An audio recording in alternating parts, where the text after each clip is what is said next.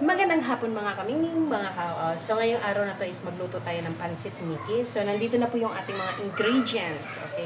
So guys, andito yung ating sibuyas, ating bell pepper, at saka yung ating bawang. Meron din tayong celery. So lalagyan natin ng celery.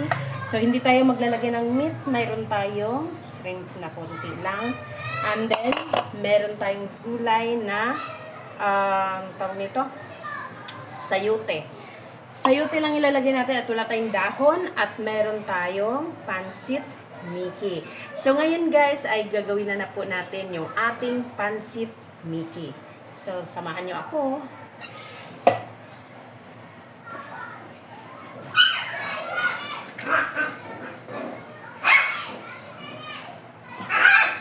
Kainin natin ang ating kawali. So para magsimula na tayo sa ating pagluluto.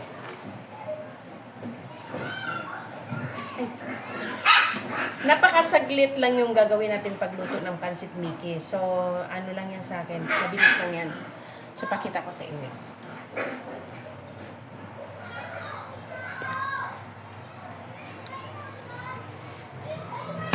Okay.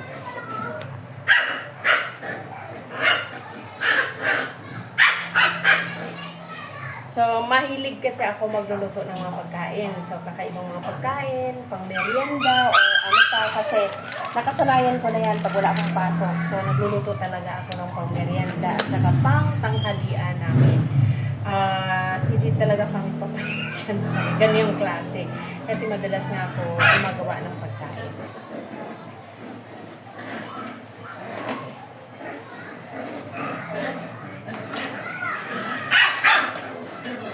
Kaaway na yung mga aso namin guys. Ayan po. Ang kukulot nila eh.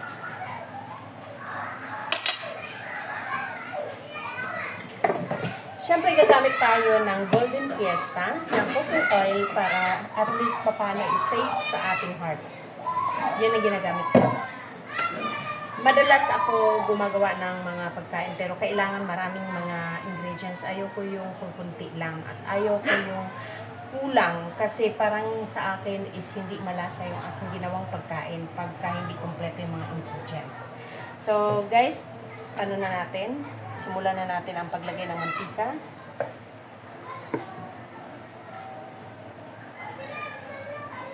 Okay.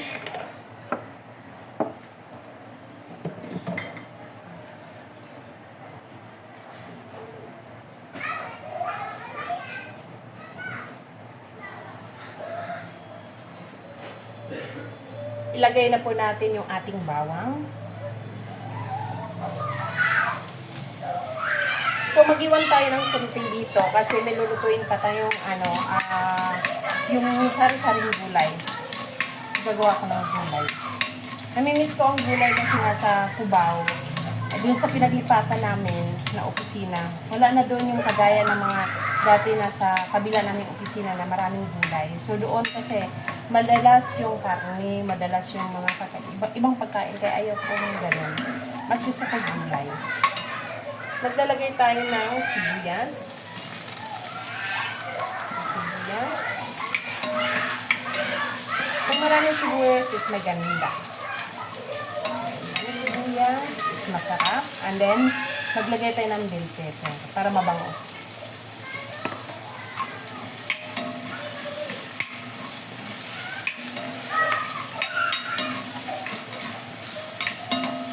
So, isunod din natin yung ating binalatang shrimp.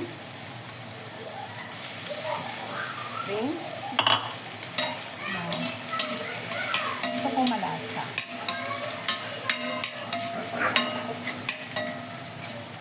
At ilagay din po natin yung ating gulay, sayote.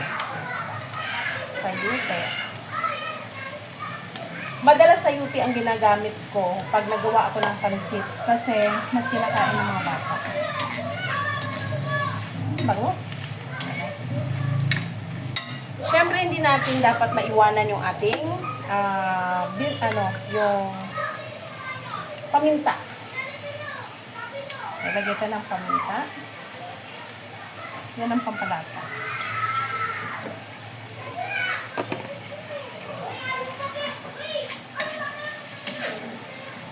Tapos, maglagay tayo ng kunting suka. Bakit nga ba kailangan natin ng suka?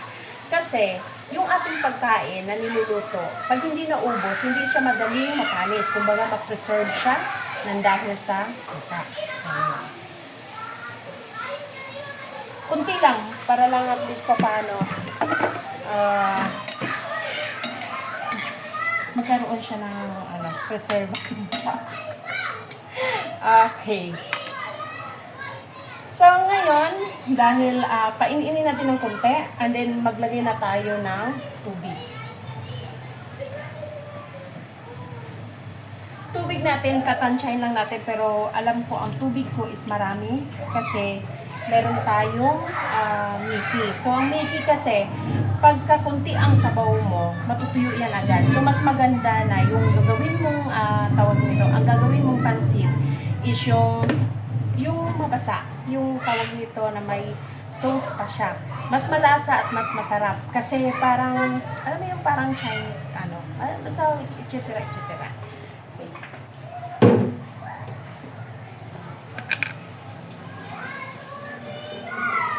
Siyempre, hindi ko makalimutan, o hindi namin pwede makalimutan, ang ibang pag-ingredients.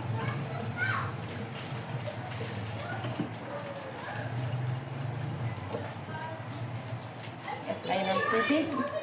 So, kanina mga kamingwing, so naglinis na rin tayo sa ating mga paligid kasi nga, tawag nito, ang daming mga alikabok. Saka isa pa, Sabado lang talaga at Linggo ang pwede kong linis. Kaya lang, nung Linggo or nung Sabado is umalis kami, nagpunta kami ng Lukban. So, nakita niyo naman sa vlog ko, di ba? Nasa Lukban kami, Lukban, Quezon, kasi nakikiramay kami doon sa kapatid ng bayaw ko. So, ngayon, nagkataon na may holiday, kaya nagkakaroon ako ng cleaning, general cleaning. So, tapos ako mag-cleaning sa taas. So, paligid ko, nililinis ko na rin. Wala na yung mga harang-harang dyan. Kasi, nagpapasikip at nagpapadilim. So, mas maganda kasi na yung sa paligid mo is maaliwalas. Kaya yun ang So, naglagay tayo ng dalawang cubes para sa ating pampalasa.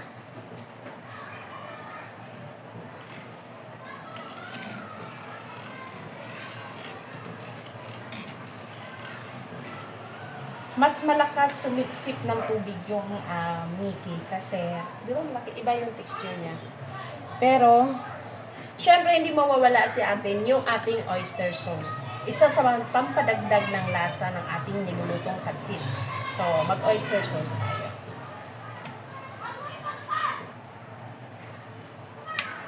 Tsaka nagpapalapot kasi yan eh.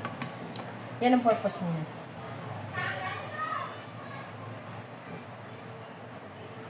Damihan ko na yata ng sabaw, pero okay lang yan. Kasi mas maganda yung may masabaw-sabaw. Masarap. Masabaw-sabaw.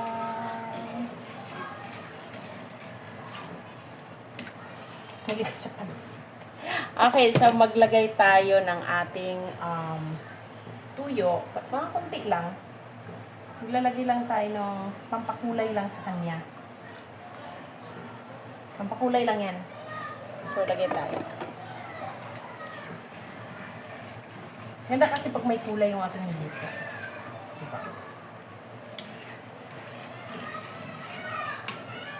Yung mga anak ko, mga kamingning, sila naman ay mahilig din sila magluto. May mga sarili din silang mga version ng kanilang ulam. So, kagabi, nagluto yung aking youngest son na tawag nito ng adobo. So, yun ang sinalatan yung adobo niya.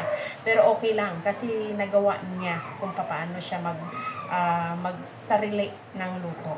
So, kaninang umaga din nagluto tayo ng malasugi, sinabaw na malasugi. So napakasarap nun at malinamnam yung kanyang sabaw kapag nagmalasugi tayo.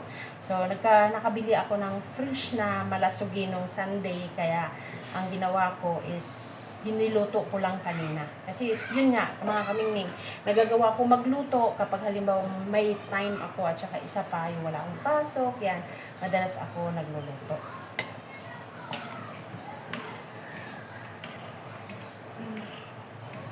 dapat pag magluto tayo ng pansit Mickey, so tansyahin natin, tikman natin yung ating tawag nito, binuboil yung kanyang sabaw. Kasi pagka dinagdagan mo ng dinagdagan ng asin yan, ay maalat. Parang may timpla na kasi ang Mickey. So, hindi natin dapat damihan. So, tansyahin natin.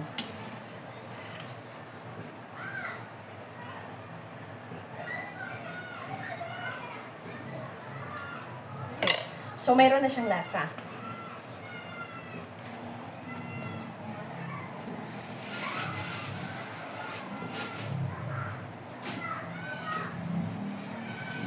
Meron pa tayo mamaya yung ating gulay. So, gagawa tayo ng gulay. Kaya ko sinadya na magkaroon ako ng pansit Mickey ngayong gabi kasi gusto ko kinabukasan ay meron silang makakain. Hindi sila aalis ng bahay nang wala silang makain. So, ito, meron tayong pansit Mickey. So, tinatansya ko lang din yung dami kasi nga, pag sobrang madami, baka hindi rin naman kakainin lahat. Ang gusto ko sana is pansit habhab. Kaya lang, meron ako Mickey na dubli na. So, kailangan ko lang gawin ito, lutuin ito kasi hindi na po pwede ito. Iba na ang lasa kapag tumagal. Kaya, mas maganda na bago pa lang, lutuin natin yung ating pansit Mickey. Okay, so yung mga kabiming mga kawaw, maraming pasalamat sa inyong panonood. Pero mamaya, babalikan ko po kayo at ipakita ko sa inyo ang hitsura ng aking nilutong pansit. So, bye-bye!